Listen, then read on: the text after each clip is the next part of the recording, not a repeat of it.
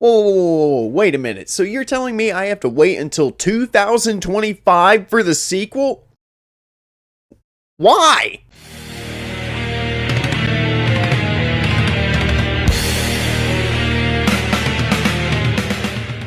Brahmastra, Part 1. So Brahmastra is a new Indian Hindi fantasy adventure film directed by Ayan Mukerji and stars Ranbir Kapoor and Alia Bhatt. A young man on the brink of falling in love gets his world turned upside down when he discovers he has the power to control fire and a connection to a secret society of guardians guarding the most powerful weapon in the universe. You know, I've always said that being a critic, you gotta be open to new experiences. RRR was great when I saw it, and when I found out that this was coming to a theater near me, I was pretty much like, well, I'll definitely be seeing that. So I sat down at my local cinema and watched all 3 hours of Brahmastra, and it was pretty entertaining. I do have some slight issues with it though, but nothing major. Brahmastra was everything that I thought this movie was going to be. Big, colorful, action-packed, visually appealing, and just overall a very fun ride. It took me back to a time that I used to know when movies could just be fun. I feel like we as American audiences have completely forgotten what movies are supposed to be. They're supposed to be entertaining and gripping and teach us lessons and values while telling a really good story with really awesome and intriguing characters. Brahmastra somehow succeeds on all of those fronts. Ranbir Kapoor plays Shiva, and he's the guy that you follow pretty much the entire movie. He's very upbeat and happy and just has a really good outlook on the world and his life. It's very infectious watching this guy. You can't help but get invested in him almost from the jump. He also sings a pretty cool and fun, entertaining musical number towards the beginning.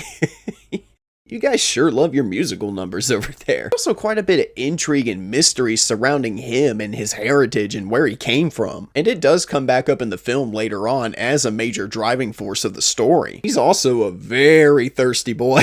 Dude sees Alia Bhatt's character and is just starstruck immediately. She is actually really good too. She's very kind and genuine and seems to have a very good head on her shoulders. She and Shiva get together very quickly though, but you end up liking their chemistry and their camaraderie, so you can kinda overlook the fact that they do get together pretty fast. They're cute and you want to see them be with each other. And their love is what drives this movie too. There's a very huge theme in this movie about how love makes us stronger. It's a pretty sweet message and never truly overstays its welcome. And I'm not going to sit here and pretend that I'm a huge buff on Indian mythology because I'm not. But the premise for this film is really cool. Kinda reminded me of Percy Jackson in a way. There's essentially these relics called Astras that give people special powers that are completely tied to nature. Be it some kind of animal or some kind of element, your Astra determines what kind of power you get. So you might end up with something like the strength of 1,000,000 bulls or increased agility like a monkey, or you might end up possessing the ability to control fire like Shiva does. But the Brahmastra is essentially an Astra that has the ability to wipe out the entire universe. So throughout the film, there are these fanatics that worship this very powerful being that tried to use the Brahmastra to destroy the world some odd years ago, and they're led by a chick that looks entirely like the Scarlet Witch. Someone over in India must love Marvel because, dude, she looks just like the Scarlet Witch. Just thought it was a really cool parallel. I'm not hating. But these fanatics essentially want the Brahmastra so they can resurrect this very powerful being so he can continue his mission in destroying the world. So you end up spending a lot of time with Shiva and Aisha as they track down the pieces of the Brahmastra and keep them from falling into the wrong hands. It's a very simple premise that has a lot of weight and gravitas to it. I thought this movie was going to be very convoluted and complicated to follow, but no, the movie does a pretty excellent job of explaining what's going on and why it's happening. So for someone like me that's really not that big into Indian mythology, that works really well. And for a film that's 3 hours long, it's paced surprisingly well. When I walked out of the theater to go to my car, I walked outside. It was dark and I was just kind of like, damn, was that movie really 3 hours long? It was, but because the pacing was so good, it felt like it was just 2 hours. As I mentioned before, I do have a few problems with this movie, but not a lot. Some of the effects and CGI do look a little janky at times. times, especially during a big action sequence where characters are flying through the air, hurtling fireballs at each other, and just doing crazy bombastic shit. Not all of the effects are janky, but for the few times that I did notice it, it did kind of make me tilt my head a bit. I do love the action in this movie though, because it is very fun and over the top. And all the powers and abilities that the characters use throughout this movie, they're presented in a really unique and creative way. This movie leaves off on the biggest cliffhanger I think I've seen in a very long time. It actually made me mad. I was like, seriously? That's where you're gonna end this? You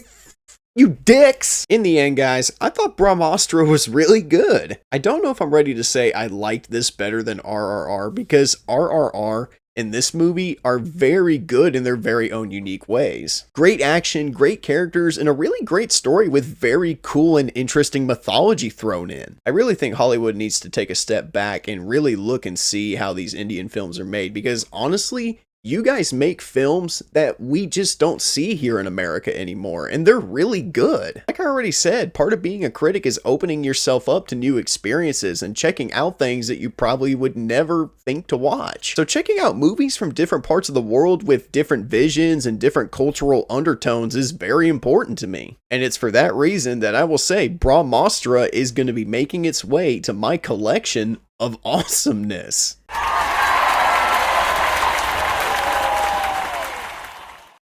Alright, thank you guys so much for watching. Drop a like, leave a comment, and subscribe if you're new to the channel. And thank you guys so much for stopping by for my review on Brahmastra.